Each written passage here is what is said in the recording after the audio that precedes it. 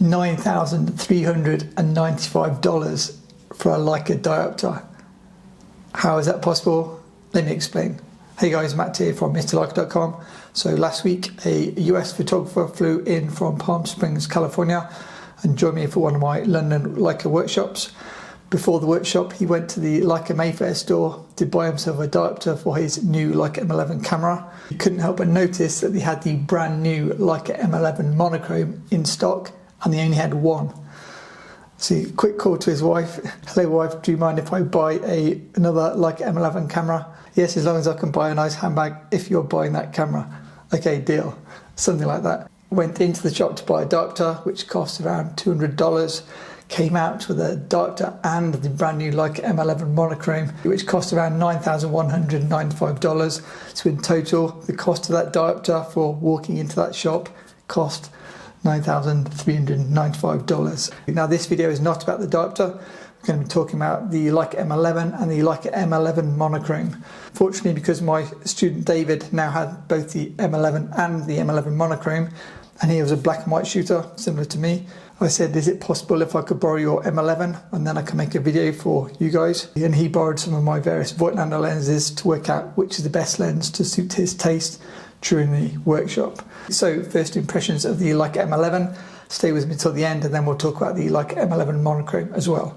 So I got to use the Leica M11 throughout the whole day, so huge thanks to David for letting me use his brand new other Leica M11 camera.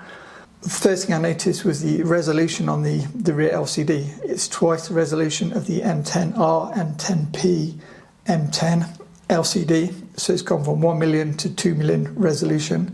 And the font's just really, it just looks really nice and clean looking. If you've used Leica M cameras before, the change between each model is normally really slight. So it's difficult to be like, oh, this camera is amazing, because it's only very slightly different from the previous camera, which is very slightly different from the previous camera. So when you hold the camera, it feels like any other Leica M camera, very nicely made, like a craftsmanship. If you've never used a Leica camera, you'll probably be more blown away than me, but I've used Leica cameras for quite a long time, so it's like, oh, it's another nice Leica M camera.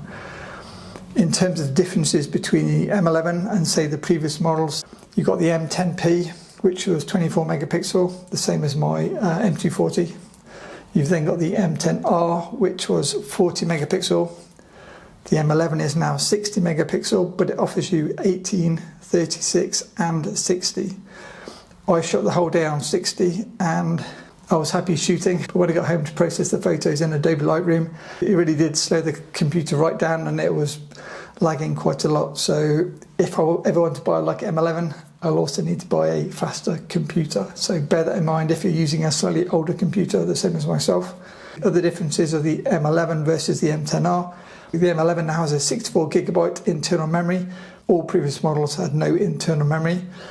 64 gig sounds great, but it's not quite the 1 terabyte of the Hasselblad X2D that I reviewed quite recently. All previous Leica M cameras, you take off the bottom plate, the same as on the old film cameras, to get to your SD card and your battery.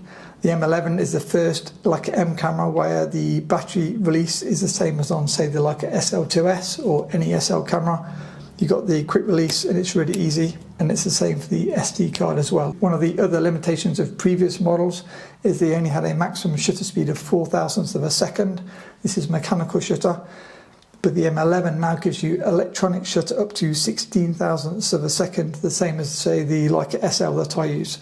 This is really good if using fast lenses, and we'll talk more about fast lenses and Leica M cameras at the end of the video. The Leica M11 comes in two types. You've got the Leica M11 Black, which is aluminium and weighs 550 grams. This is over 100 grams lighter than the M10 cameras, which weighed 660 grams with battery. If you prefer something more solid, you can get the silver Leica M11, and that's brass built. I'd probably go for the black one because I like lighter cameras, but for anybody that likes something more solid feeling, get the brass silver version. So the big question is, how good are the photos from the Leica M11? I shot all photos in RAW. I then import them into Lightroom, the same as I normally do. Apply a Mr. Leica preset, and then these are my finished photos which I send to the models. So depending on the light and depending on the lens, I made myself two black and white presets, a high contrast black and white a low contrast black and white, and a colour. If you want some M11 presets, I can put a link below to get those. I use the low contrast preset for high contrast lenses and high contrast lighting. I use the high contrast preset for vintage lenses or low contrast lenses and low contrast lighting. And then if I'm doing any token colour photos, I use the colour for the colour, so that makes sense. So here's a raw photo out of camera, unedited. And then here with the black and white low contrast preset. Here's another raw photo, again with the low contrast preset. Raw again with a high contrast preset. Another raw file, high contrast preset again. And then for colour, this is raw. This is with colour preset. This is raw. This is with colour preset. The presets just give a bit more pop to the photos. The Leica M11 battery was flashing red after around 330 photos, so I switched back to my M240. Here are photos on the left shot with the M11 and then shot with the M240 straight after, to give you some idea of the difference between the two cameras when shooting black and white and viewing small size. Now, what about the Leica M11 Monochrome? So if you look at the cameras side by side, where there is red font on the Leica M11, that is replaced with grey font on the M11 Monochrome. Instead of having a red dot on the front of the M11, you've got the black screw head on the M11 Monochrome. Other than that, both cameras are very, very similar from the outside. I didn't get to use the M11 Monochrome, but I can tell you my thoughts from using the M10 Monochrome and Q2 Monochrome, that I prefer RGB sensors. Dare I say it, even though I'm a black and white shooter. To try and illustrate the point, if I use the Leica M11 and shot a black and white JPEG, which would be similar in terms of its black and white versus a black and white raw file from the M11 Monochrome, when you come to edit a black and white file, there's not a huge amount you can do to get a separation in the tones in post-production. So here's an edited black and white JPEG from the M11. Here's now the colour raw file edited to black and white with my Mr. Leica M11 black and white preset.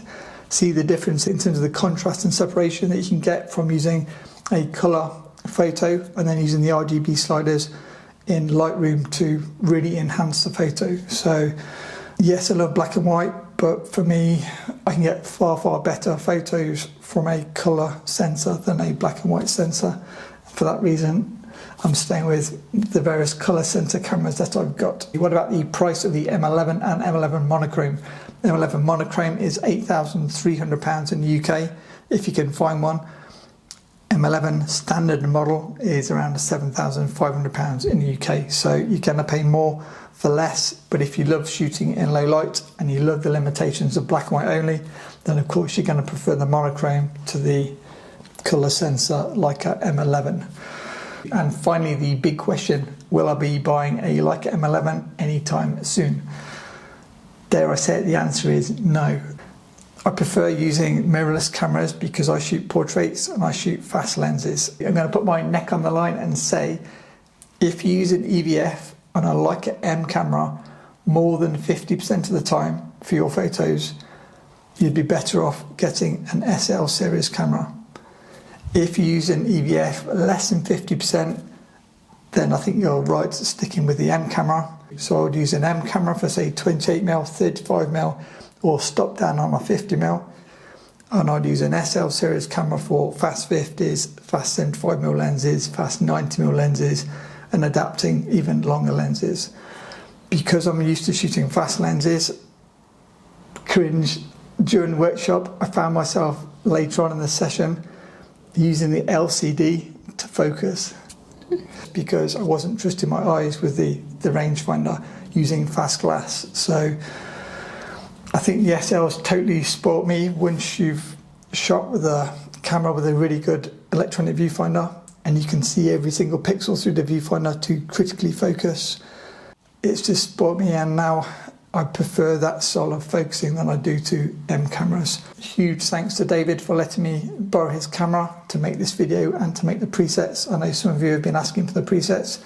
I can put links below and they're also available on the blog. As you can see, my style of photography is not ideally suited to the Leica M11 camera.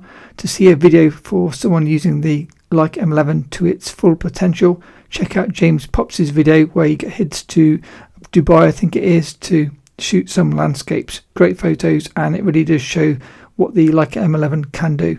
As always, thanks to my awesome patrons, and see you in the next video.